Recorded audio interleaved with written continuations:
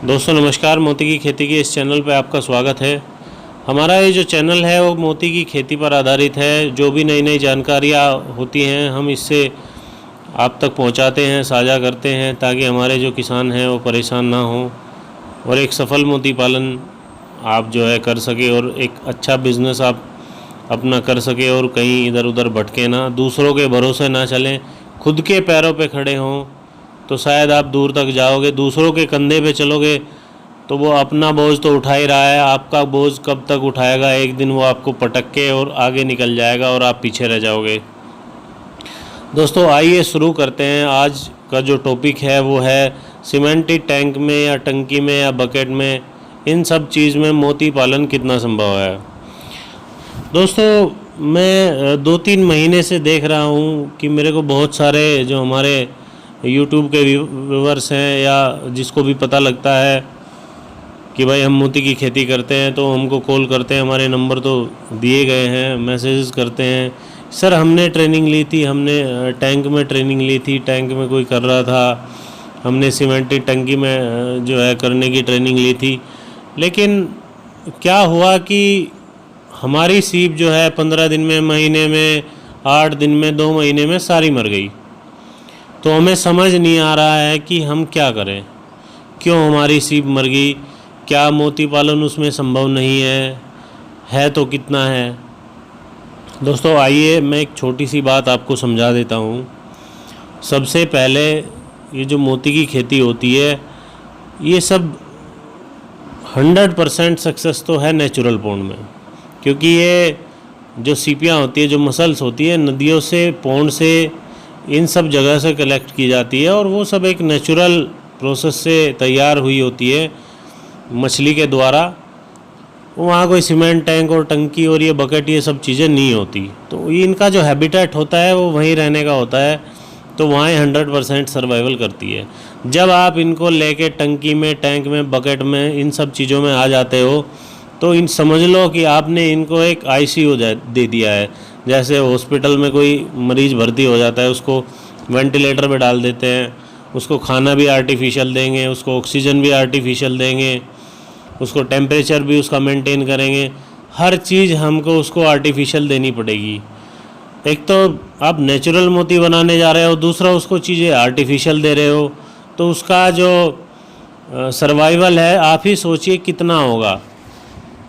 दोस्तों दूसरी बात मैं आपको बता दूं, जो टंकी में और इन सब चीज़ों में अगर मोती बनता भी है तो वो बहुत एक लंबा प्रोसेस हो जाता है, डबल टाइम लगता है, क्योंकि वो इतना इजीली मसल्स जो है इतना इजीली नकर छोड़ नहीं पाती और उसको बहुत सारी प्रॉब्लम्स होती हैं और वो एक जो है मोती बनने का प्रोसेस थोड़ा लेट हो जाता है और नहीं भी होता, बहुत सारी प्रॉब्लम्स आती हैं। तीसरी बात है जो फीड जो है वो आपको नेचुरल नहीं, वो सब आर्टिफिशियल देना पड़ेगा, ऑक्सीजन भी आर्टिफिशियल देनी पड़ेगी, 24/7 आपको उनकी केयर करनी पड़ेगी, हर टाइम उनको देखना पड़ेगा।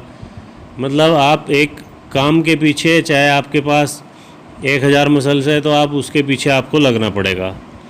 दोस्तों अब चौथी बात क्या आ जाती है कि भाई ये संभव कितना है। देखिए दोस्तों सबसे ज़्यादा प्रॉब्लम क्या आती है टंकी में, टेम्परेचर अप डाउन होता है। ज़्यादा गर्मी होती है आपकी सीप मर जाती है, क्योंकि वो पानी गर्म हो जाता है।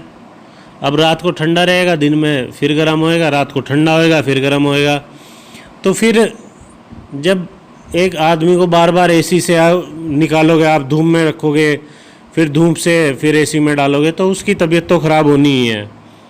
तो जो फ्लक्चुएशन जो होता है टेम्परेचर का, तो उसमें वो बीमार हो जाती है और उतना वो सह नहीं पाती, फिर उसकी जो है मोर्टेलिटी हो जाती है।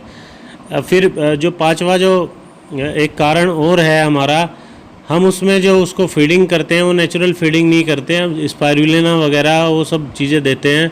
लोग उसमें प्रॉपर फीडिंग करा ही नहीं पाते और उसका इम्यून सिस्टम कमज़ोर हो जाता है और मसल्स के अंदर वीकनेस आ जाती है और वो मर जाती है। एक छठा प्रॉब्लम क्या है कि उसमें जो आपका टैंक है उसमें ओवर स्टॉकिंग कर देंगे आप, मसल्स ज़्यादा डाल देंगे।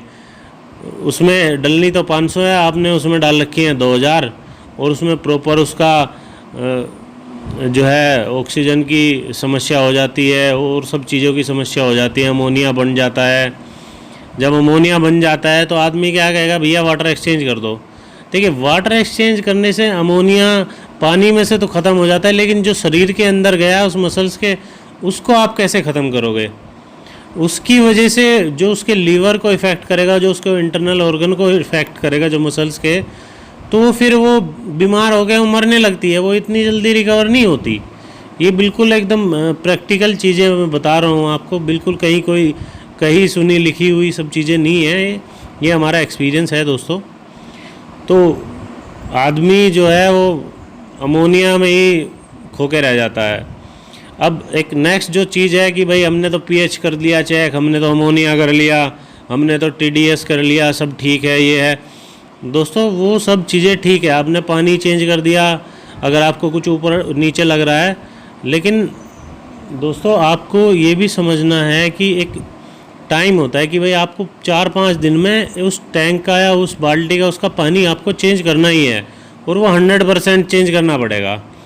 अगर उस पानी में कुछ भी प्रॉब्लम है तो उसमें अगर आपने आधे पानी को निकाल दिया और उसमें बैक्टीरिया और आधे को ऐड कर दिया, तो बैक्टीरिया तो फिर पूरे पानी में है, अमोनिया तो फिर पूरे पानी में बन जाएगा, कुछ ना कुछ वो फिर मल्टीप्लाई होता रहेगा, इतनी जल्दी तो ख़त्म होने वाला नहीं है।